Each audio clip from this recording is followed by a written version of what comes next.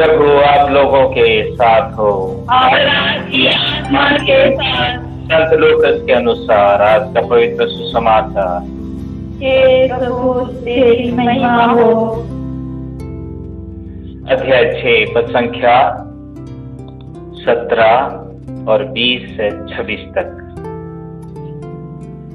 यीशु उनके साथ उतरकर एक मैदान में खड़े हो गए। वहां उनके बहुत से शिष्य थे और समस्त यहूदिया तथा यरूशलेम का और समुद्र के किनारे तीरुस और सीदोन की विशाल जनसमूह भी था, जो उनका उपदेश सुनने और अपने रोगों से मुक्त होने के लिए आए थे। यीशु ने अपने शिष्यों की ओर देखकर कहा, धन्य है तुम जो दरिद्र हो, स्वर्ग राज्य तुम लोगों का है। धन्य है तुम जो अभी भूखे हो, तुम तृप्त किए जाओगे। धन्य है तुम जो अभी रोते हो, तुम हंसोगे। धन्य है तुम जब मानव पुत्र के कारण लोग तुमसे बैर रखेंगे, तुम्हारा बहिष्कार और अपमान करेंगे और तुम्हारा नाम घृणित समझकर निकल देंगे। उस दिन उल्लसित हो और आनंद मनाओ, क्योंकि स्वर्ग में तुम्हें महान पुरस्कार प्राप्त होगा। उनके पूर्वज नबियों के साथ ऐसा ही किया करते थे। धिक्कार तुम्हें जो धनी हो, तुम अपना सुख चैन पा चुके हो। धिक्कार तुम्हें जो अभी तृप्त हो, तुम भूखे रहोगे। धिक्कार तुम्हें जो अभी हंसते हो, तुम शोक करोगे और रोगे। धिक्कार तुम्हें जब सब लोग तुम्हारी प्रशंसा करते हैं। उनके पूर्वज झूठे नबियों के साथ ऐसा ही किया करते थे। यह प्रभु का दिव्य सुसमाचार है।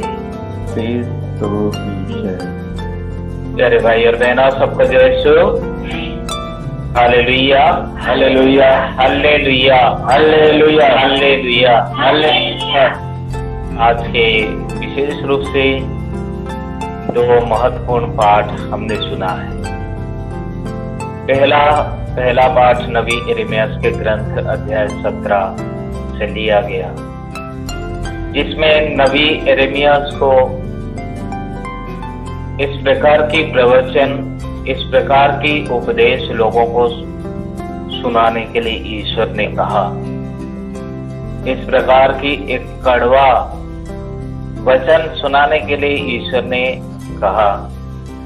इसलिए नबी यिर्मयाह अपने जनता को इस प्रकार वचन सुनाते हैं कि उसका एक ही मकसद है, जो इंसान मनुष्य के ऊपर भरोसा करता है, उसको ईश्वर धिक्कारते हैं, और जो इंसान ईश्वर के ऊपर भरोसा करता है, भरोसा रखता है, उस इंसान को एक पेड़ के ऊपर तुलना की गई, जो पेड़ नदी के किनारे रोपा गया है, जिसकी जड़ें गहराई तक पहुंची है, जिसके जल स्रोत बराबर बनी रहती है, उसे किसी भी प्रकार की डर घबराहट नहीं होती। और जो इंसान मनुष्य के ऊपर भरोसा रखता है, वो इंसान मरुभूमि में, रेगिस्तान में उगने वाली कांटेली झाड़ियों के समान, जो कि कभी अच्छे दिन नहीं देखता, जो कि हमेशा बुरे दिन देखता है, जिसको ना कोई पानी मिलता है, ऊपर से उसको धूप ही धूप और धूप में जलते रहता है, यानी कभी अच्छे दिन नहीं देखता। लेकिन जो इंसान ईश्वर के ऊपर भरोसा रखता है, नबी यिर्मयाह कहता है, वो इंसान के पत्ते हरे भरे रहती है, वो किसी भी प्रकार की चीज की घबराता नहीं, डरता नहीं, चिंता नहीं करता है, क्योंकि उसका रखवाला कौन है? स्वयं ईश्वर है। उसके पत्ते हमेशा हरे भरे रहते हैं। जो इंसान ईश्वर के ऊपर विश्वास और भरोसा रखते हुए जीता है, उसके पत्ते हमेशा हरे भरे रहते हैं। उसे कभी किसी महामारी की डर भी नहीं होती। कोरोना जैसे महामारी की डर भी नहीं होती है, क्योंकि उनके रक्षक स्वयं ईश्वर है। Hallelujah, hallelujah. और इसी प्रकार हमने सुसमाचार में भी सुना कि ईसा मसीह अपने शिष्यों को देखते हुए कहते हैं कि धन्य हो तुम लोग, धन्य हो तुम जो दरिद्र हो, स्वर्ग राज्य तुम लोगों का है। धन्य है तुम जो अभी भूखे हो, तुम तृप्त किए जाओगे। धन्य है तुम जो अभी रोते हो, तुम हंसोगे। प्यारे भाई और बहनों, इसमें बहुत बड़ी रहस्यमय बातें छुपी हुई है। आज प्रभु क्यों धन्य है तुम जो दरिद्र हो? क्योंकि स्वर्ग राज्य उन्हीं का है। क्यों कहते हैं? आज पूरे संसार भर में सबसे महत्वपूर्ण चीज सब लोग, हर एक लोग धन संपत्ति के ऊपर देते हैं, और धन संपत्ति ही मनुष्य के एक जीने का एक स्रोत है। अगर धन संपत्ति ही नहीं तो मनुष्य का जीना बहुत मुश्किल हो जाता है। और इसलिए पूरे मानव जाति, पूरे संसार में लोग कमाने के लिए लगे हुए हैं। किसी ना किसी तरह से लोग रोजगार के लिए लगे हुए हैं, धन कमाने के लिए लगे हुए हैं। और धन के बिना मनुष्य का जीना बहुत मुश्किल हो जाता है। लेकिन इसी दौरान प्रभु यीशु मसीह अपने शिष्यों को कहते हैं कि धन्य है तुम जो दरिद्र हो। जस्ट उल्टा, जस्ट उसके विपरीत प्रभु यीशु मसीह कहते हैं कि धन्य है तुम लोग जो दरिद्र हो, स्वर्ग राज्य उन्हीं का है। क्यों इस प्रकार प्रभु आज अपने शिष्यों को कहते हैं? प्यारे भाई और बहनों, संत मत्ती के सुसमाचार अध्याय 6 पद संख्या 21। संत मत्ती के सुसमाचार अध्याय 6 पद संख्या 21 में लिखा है, क्योंकि जहां तुम्हारी पूंजी है वहीं तुम्हारा हृदय भी होगा। मनुष्य का पूंजी जहां होता है उसका हृदय वहीं पे होता है। मनुष्य का धन जहां होता है उसका मन वहां होता है। यानी केवल धन ये संपूर्ण बात को समझाने के लिए, बताने के लिए प्रयास करता है। प्रभु कहते हैं जहां तुम्हारी पूंजी होगी वहां तुम्हारा हृदय भी होगा। लेकिन क्या मनुष्य का हृदय केवल धन से लगा हुआ है? वो सोचने वाली बात है। हर चीज, हर एक बात को सोचना पड़ेगा। प्यारे भाई और बहनों, आप और मैं अपने जीवन में सबसे ज्यादा प्यार किसको करते हैं? आप और मैं अपने जीवन में सबसे ज्यादा प्यार किसको करते हैं? उसको हमें जांचना पड़ेगा।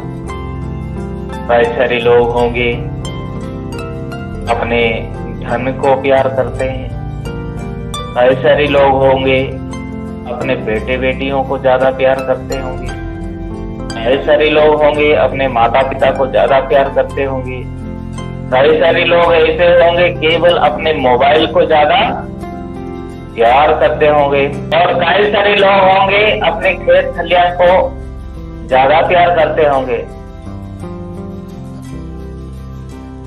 संडे का मिस्सा है, पूजा है, प्रार्थना के लिए जाओ। नहीं नहीं नहीं, उधर गेहूं में पानी पटाना है। पिछले संडे मैं एक घर गया था, मैं पूछा क्यों नहीं आते हो, प्रार्थना के लिए क्यों नहीं आते? तो उन्होंने 101 बहाना सामने रख दिया। फादर जी, आज ही उनके मोटर खाली था, अगर आज नहीं पटाते तो कल और चांस नहीं मिलता, इसलिए पानी पटाने में रह गया। ये आएगा गेहूं का कटाई, पूछा जाएगा क्यों नहीं आए? फादर जी, गेहूं का कटाई चल रहा है। जब आलू का समय आता है, आलू का कोड़ाई। क्या कर रहे हैं? फादर जी, आलू कोड़ रहे हैं। फादर जी, प्याज कोड़ रहे हैं। जहां तुम्हारा पूंजी होगी वहां तुम्हारा हृदय भी होगा। प्यारे भाई और बहनों, ये प्रैक्टिकल बात, प्रभु ऊपर ऊपर की बात नहीं बोलते हैं। प्रभु ऊपर ऊपर की बात नहीं कहते हैं। मातृधाम आश्रम में एक सत्संग के समय एक परिवार आया था झारखंड से। 10, 12 या 15 साल तक शादी के बाद भी एक भी संतान नहीं हुआ था। वे लोग बहुत प्रार्थना किए, उपवास किए और प्रभु उनके प्रार्थना सुना और एक बेटा उनको दे दिया करीब 10-15 साल के बाद। और ये लोग ईश्वर को धन्यवाद देने के लिए मातृधाम आश्रम आए। मातृधाम आश्रम आए सत्संग में भाग लेने के लिए, साधना में भाग लेने के लिए, प्रार्थना करने के लिए। कम से कम 5-6 दिन बढ़िया से प्रार्थना करें, ईश्वर को धन्यवाद दें, क्योंकि उनको लंबी समय के बाद उनको एक बेटा मिला है। और मैं ये बात सुन के देख के बहुत खुश हुआ। लेकिन प्यारे भाई और बहनों, असल में वे लोग क्या धन्यवाद देंगे? बेटे के पीछे दोनों पति पत्नी लगे हुए रहते थे। अगर पति प्रार्थना के लिए गया वचन सुनने के लिए तो पत्नी उनको डांटेगी, क्यों बेटे को नहीं पकड़ते हो, रोते रहता है। अगर उनकी वो आदमी अगर अपने बेटा को पकड़ता था तो बच्चा रोता था। यानी ये दोनों पति पत्नी बच्चे के इर्द गिर्द, मतलब बच्चे ही सब कुछ उनके लिए था। ना प्रार्थना, ना खाना, ना और क्या, ना कोई काम दाम, कुछ नहीं। सब कुछ को छोड़कर बेटे के पीछे ही लगे थे, परेशान थे। तो मैं सोच रहा था ये लोग क्या ईश्वर को धन्यवाद देने के लिए आए, जो कि प्रार्थना करने के लिए थोड़ा भी समय इनके पास नहीं है। और सारा प्रार्थना, सारा मुख्य जगह ईश्वर के बदले कौन ले लिया उनके जीवन में? बच्चा ले लिया है। Hallelujah, hallelujah. प्यारे भाई और बहनों, ऐसे में ईश्वर कहता है जो मनुष्य के ऊपर भरोसा रखता है, वो जो मनुष्य के ऊपर भरोसा रखता है वो धिक्कार। वो तो मरुभूमि में लगाए हुए वो पौधे के समान, जो नुनखरी पौधे के समान, जो अच्छे दिन नहीं देखता है। प्रभु हमें ये बताना चाहते हैं कि हमारा दिल कहाँ कहाँ लगा हुआ है, हमारा दिल, हमारा मन कहाँ कहाँ लगा हुआ है। भले हम प्रार्थना करने के लिए यहाँ उपस्थित है, लेकिन हमारा मन कहाँ कहाँ भटक रहा। बहुत सारी चिंता, अगर ऐसा चिंता है तो क्या हम प्रभु के सामने पूरे हृदय से, पूरे मन से शामिल हो सकते हैं? हो सकते हैं? नहीं। और जो कुछ भी सुनते हैं वो भी हमें याद नहीं रहेगा, दिमाग में छपेगा नहीं। प्यारे भाई और बहनों, इसलिए प्रभु के ऊपर भरोसा, प्रभु के ऊपर विश्वास रखने के लिए हमें प्रयास करना है। हमें आज ये मौका दिया जा रहा है अपने आप को जांचने के लिए कि हम किसके ऊपर भरोसा रखते हैं। किसके पीछे भागते हैं?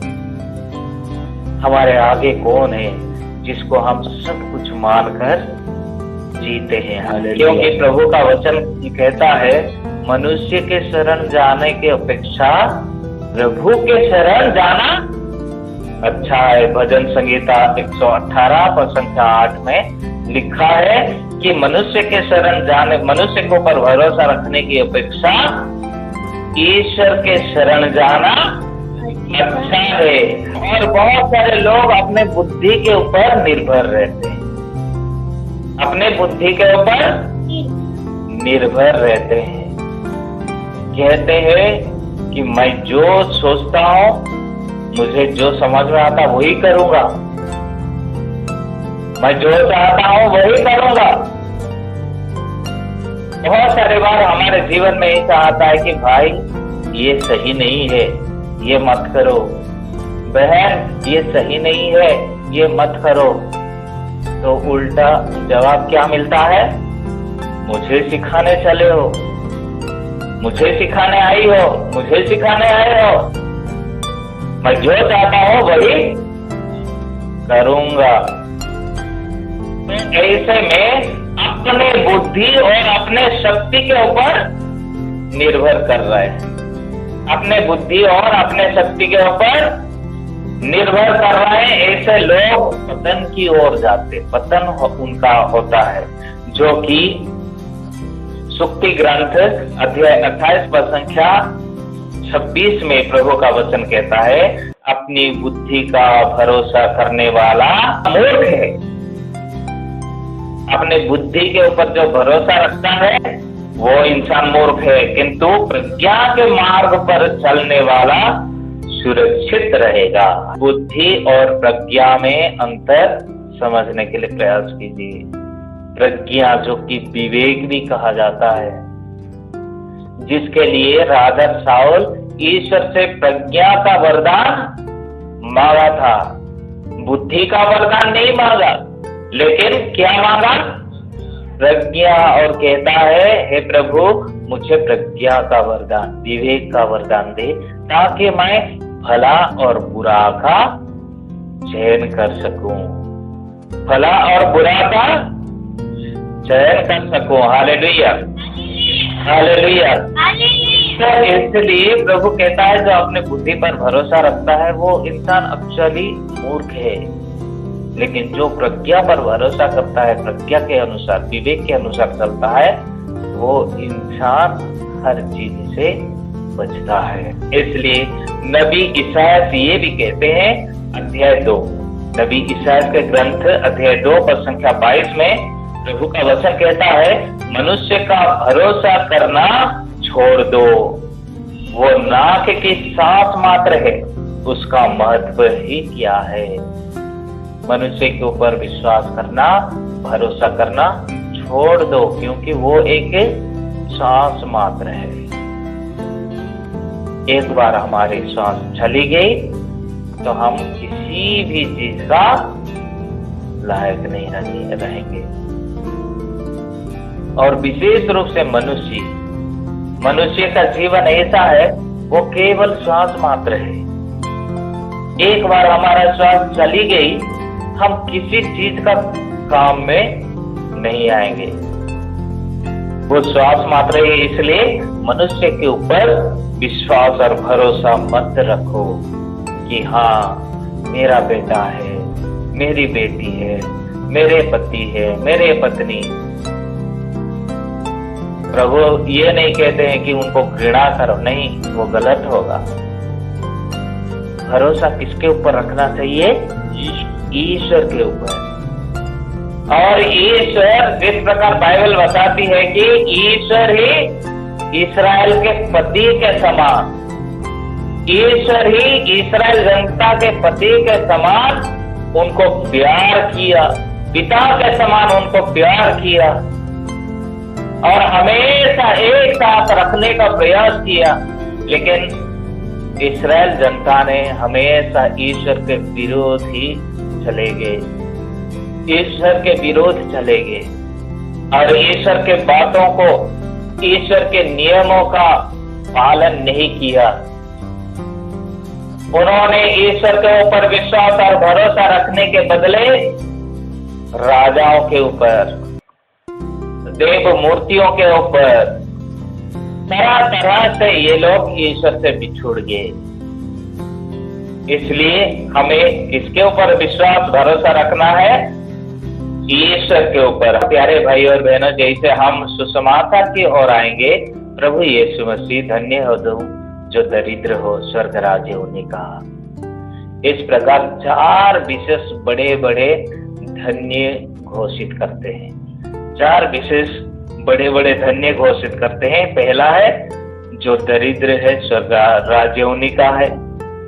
जो अभी भूखे हैं वे तृप्त किए जाएंगे, और जो अभी रोते हैं वे हंसेंगे, और जो मानव पुत्र के कारण सताए जाते हैं, बहिष्कार किए जाते हैं, घृणित समझे जाते हैं, उस दिन उल्लसित हो और आनंद मनाओ, क्योंकि स्वर्ग में तुम्हें महान पुरस्कार प्राप्त होगा। प्रभु यीशु मसीह आज ये सुसमाचार इसलिए, इस वचन इसलिए सुनाते हैं कि पिछले सप्ताह हमने सुना कि प्रभु यीशु मसीह संत पेतरुस और अन्य शिष्य लोगों को अपने पीछे होने के लिए बुलाते हैं, अपने शिष्य बनने के लिए बुलाते हैं। अब प्रभु यीशु मसीह को मालूम था कि इन शिष्य लोग अपना काम धंधा सब कुछ को पीछे छोड़कर मेरे पीछे हो लिए। इसलिए प्रभु अपने शिष्यों की ओर देखते हुए ये वचन कहते हैं, धन्य हो तुम, धन्य हो तुम, धन्य हो तुम। प्यारे भाई और बहनों, ये भी सबसे बड़ी रहस्यपूर्ण बात है। और अंत में ये भी कहते हैं कि धिक्कार उस मनुष्य को, किस मनुष्य को? जो धन के ऊपर, धन संपत्ति के ऊपर भरोसा रखता है। ये बात को हमें समझने के लिए, ये बात को हमें समझने के लिए संत लूकस के सुसमाचार, संत लूकस के सुसमाचार अध्याय 16 में मिलता है कि एक धनी व्यक्ति और एक कंगाल भिखारी, याद है कौन है वो? लाजरस। हाँ, लाजरस, जो कि जिनके शरीर में पूरा घाव, मान लो फोड़ हुआ था या घाव हुआ था, कुछ भी हो, लेकिन वो भीख मांगा करता था। और हमेशा उस धनी व्यक्ति के झूठन या कुछ गिरा हुआ या बचा हुआ जो कुछ भी फेंक रहे थे, उन सबको खाकर जीता था। लेकिन एक दिन ऐसा होता है, दोनों को दोनों मर जाते हैं, और उस कंगाल भिखारी लाजरस को स्वर्गदूत आकर इब्राहिम के गोद में रख देते हैं, और उस धनी व्यक्ति को कहाँ रखते हैं? नरक की आग में झोंक देते हैं। जलते जलते वो जब स्वर्ग की ओर देखता है कि उस लाजरस जो भिखारी, जो हमेशा उनके दरवाजा के सामने रहकर भीख मांगकर जीता था, वो आलीशान जीवन, शांति की जीवन, खुशी की, आनंद की जीवन वो जी रहा है, जबकि वो धनी व्यक्ति नरक की आग में जल रहा है। इसमें एक ये शिक्षा मिलती है कि धनी होना पाप नहीं है, धनी होना पाप नहीं है, धन सही तरीके से कमाना पाप नहीं है, लेकिन उस धन को सही तरीके से इस्तेमाल ना करना, उस धन के द्वारा किसी गरीब की मदद ना करना, किसी जरूरतमंदों को मदद ना करना पाप है। अगर वो धनी इंसान शायद उस भिखारी लाजरस को अगर दिया होता, खाना खिलाया होता, अस्पताल लेकर उसका चिकित्सा किया होता, तो दोनों को दोनों इब्राहिम के गोद में बैठे होते। इसी प्रकार हम और एक धनी युवक को देखते हैं जो संत मत्ती के सुसमाचार अध्याय 19:1 से 10 तक लिखा है, जिसमें एक धनी युवक आता है, एक भले गुरुवर, मुझे स्वर्ग राज्य पाने के लिए क्या करना पड़ेगा? स्वर्ग राज्य पाने के लिए क्या करना चाहिए? तो प्रभु क्या कहते हैं? प्रभु यीशु मसीह उस युवक को देखकर, खुशी से देखकर उसको कहते हैं, बेटे ये करो, वो करो, ये आज्ञा मानो, वो आज्ञा मान लो, प्रार्थना करो, पूजा करो, माता पिता का आदर करो, सम्मान करो। सब कुछ बताने के बाद उन्होंने क्या जवाब दिया? ये तो मैं बचपन से करते आ रहा हूँ, ये तो मैं बचपन से करते आ रहा हूँ, तो बताइए कि मुझे और क्या करना चाहिए? तो प्रभु यीशु मसीह कहते हैं, अपना धन संपत्ति सारा कंगालों को, गरीबों को बांट दो और मेरे पीछे चले आओ। ऐसा नहीं कि बांटो और अपने रास्ता देखो, नहीं, क्या बोले? हाँ, मेरे पीछे चले आओ। तो क्या हुआ? नाराज नहीं, उसके चेहरे लटक गया, उतर गया, उदास हो गया, क्योंकि उनके पास बहुत धन संपत्ति था, उनके पास बहुत धन संपत्ति था। और प्रभु आगे चलकर कहते हैं, एक धनी व्यक्ति, एक ऊंट सुई के नाके होकर निकल जाएगा, पार करेगा, लेकिन एक धनी व्यक्ति स्वर्ग राज्य नहीं प्रवेश कर पाएगा। क्यों? क्योंकि इस प्रकार उसका दिल उसके पूंजी के ऊपर लगा रहता है, स्वर्ग राज्य के प्रति नहीं, बल्कि उसका दिल, मन, सब कुछ उसके धन के ऊपर लगा रहता है। इसलिए धिक्कार उस मनुष्य जो धनी है, धिक्कार उस मनुष्य जो धनी है, धिक्कार उस मनुष्य जो अभी हंसते हैं, खुशी है, आनंद है, आनंदित है, क्योंकि उनको स्वर्ग राज्य नहीं मिलेगा। कारण क्या है? कारण यही है। प्यारे भाई और बहनों, और एक धनी व्यक्ति को हम देखते हैं, कौन है? जक्कियुस। और एक धनी व्यक्ति कौन? संत लूकास के सुसमाचार अध्याय 19 में जक्कियुस, जो कि नाकेदार, जो कि पापी, समाज के सामने पापी थे, वो प्रभु को प्यार करने लगे। प्रभु को देखने के लिए उसके दिल में इच्छा उत्पन्न हुआ। भले वो पापी मनुष्य था, लेकिन ईश्वर को देखने के लिए उत्साह उत्पन्न हुआ। और वो पापी मनुष्य जैसे ही प्रभु यीशु मसीह को देखते हैं, प्रभु यीशु मसीह को मिलते हैं, क्या कहते हैं? हे प्रभु, आज ही मैं अगर किसी को ठग लिया है, किसी का धोखे से ले लिया है, उसका मैं 4 गुना वापस दे दूंगा। अगर किसी का मैं ठगा हूं 100 रुपया, तो कितना वापस करूंगा? 400। यानी अपने आप को भिखारी बनाऊंगा, अपने आप को भिखारी बनाऊंगा, कंगाल बनाऊंगा।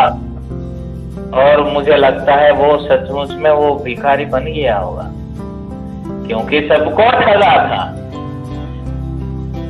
अपने जीवन में सबको ठगा था। चुंगी लेने वाला, जहाँ 100 रुपया लेना चाहिए वहां 200 रुपया लिया है, जहाँ 10 रुपया लेना चाहिए वहां 20 रुपया। इस प्रकार की धोखाधड़ी का जिंदगी वो जी रहा था। लेकिन जैसे ही प्रभु यीशु मसीह उनके जीवन में प्रवेश करते हैं, वो सारा पाप कर्म छोड़ देता है, कहता है, हे प्रभु, प्रतिज्ञा करता है, हे प्रभु, मैं अगर किसी को धोखे से लिया है, उसका 4 गुना मैं वापस लौटाऊंगा। प्यारे भाई और बहनों, इसी कारण हम बाइबल में जक्कियुस का नाम सुनते हैं। इसी कारण हम बाइबल में जक्कियुस का नाम सुनते हैं। लेकिन अभी अभी हमने जो धनी युवक के बारे में सुना, उसका नाम कहीं लिखा है? जीवन के पुस्तक में उनका नाम नहीं लिखा है। अगर वो धनी युवक अपना धन संपत्ति सब कुछ को बांट कर प्रभु यीशु मसीह के पीछे अगर चला आता, तो आज उनका नाम बाइबल में लिखा होता। संत लूकास के सुसमाचार अध्याय 12 और संख्या 13 से हम पढ़ते हैं, 13 से 20 तक। उसमें एक मूर्ख व्यक्ति, धनी धनी और मूर्ख उसको कहा जाता है, धनी और मूर्ख। क्यों?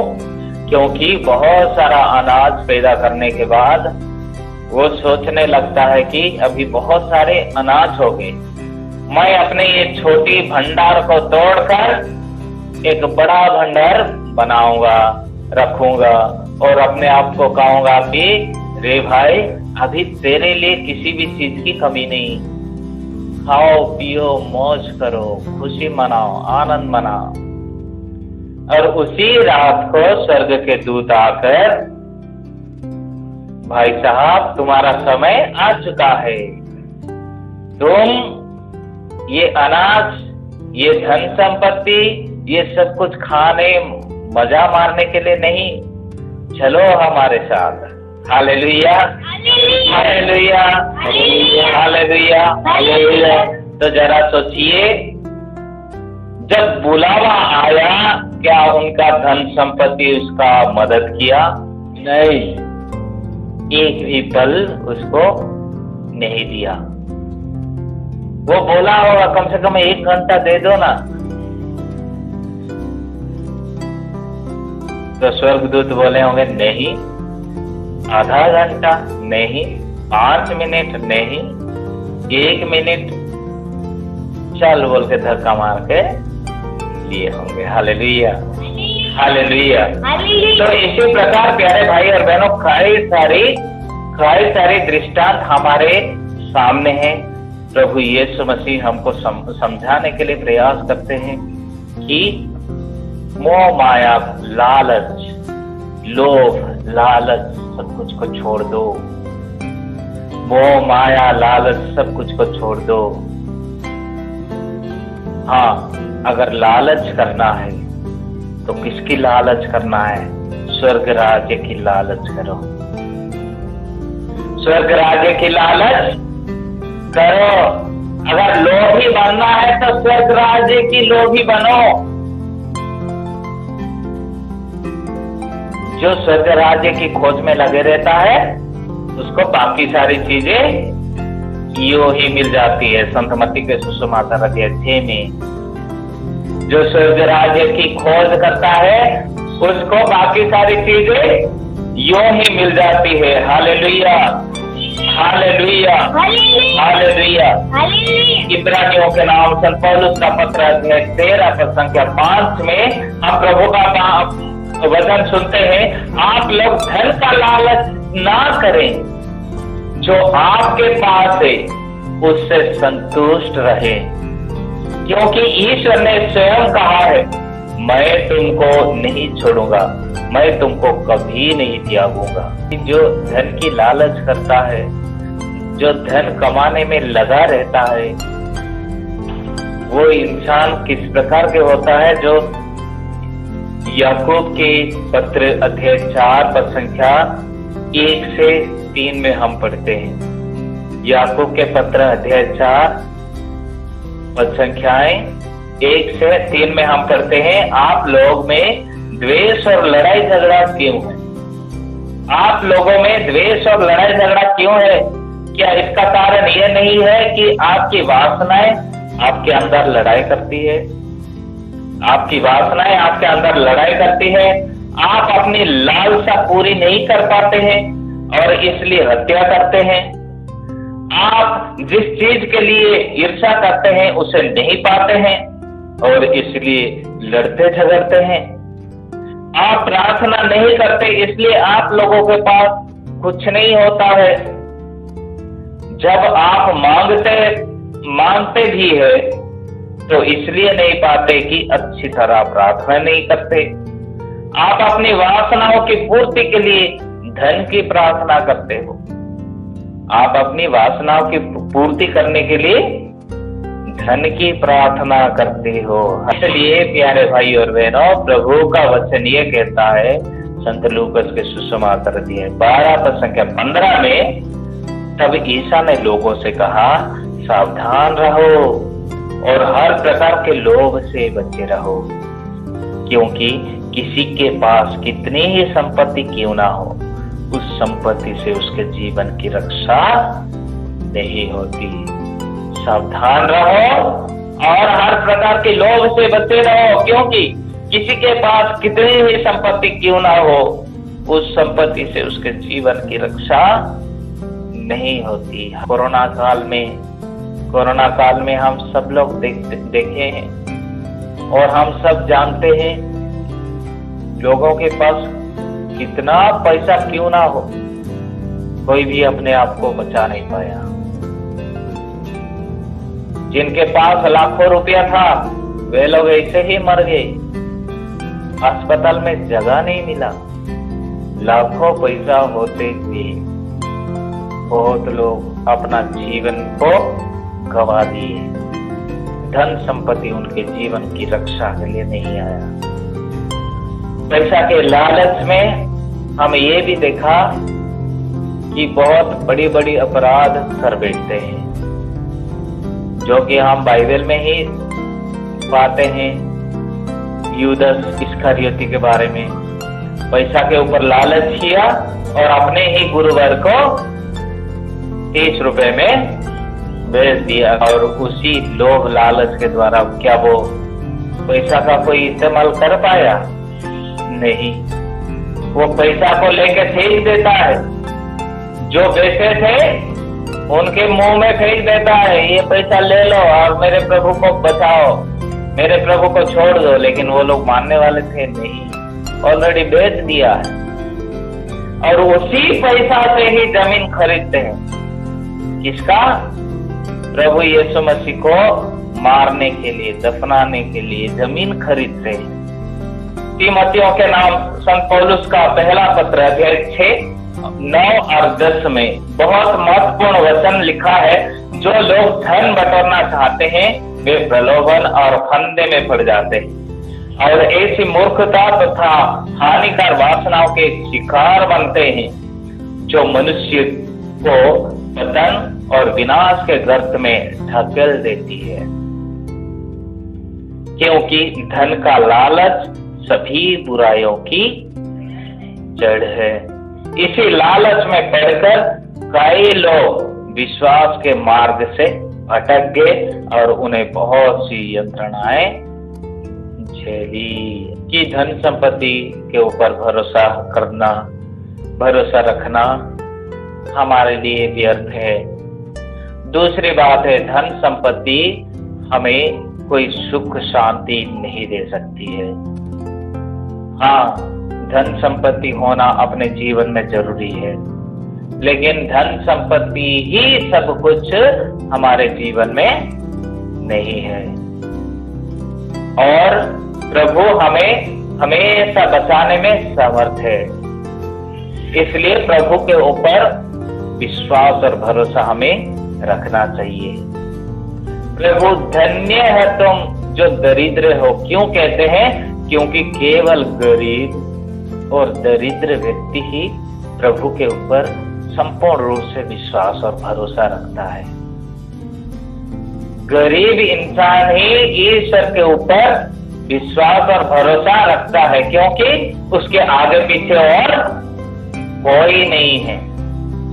अगर एक धनी व्यक्ति बीमार पड़ जाता है तो तुरंत BHU जैसे अस्पतालों में भर्ती होने के लिए सोचता है और भागता है।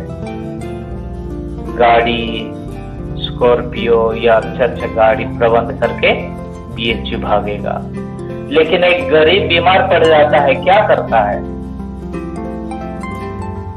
हे प्रभु, मेरा कोई नहीं है, अगर बचाएगा भी तो तू, मारेगा भी तो तू।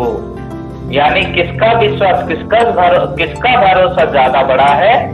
एक गरीब की, जिसका कोई नहीं है उसका ईश्वर है। Hallelujah, hallelujah. इसलिए प्रभु एक दरिद्र कंगाल को धन्य कहते हैं।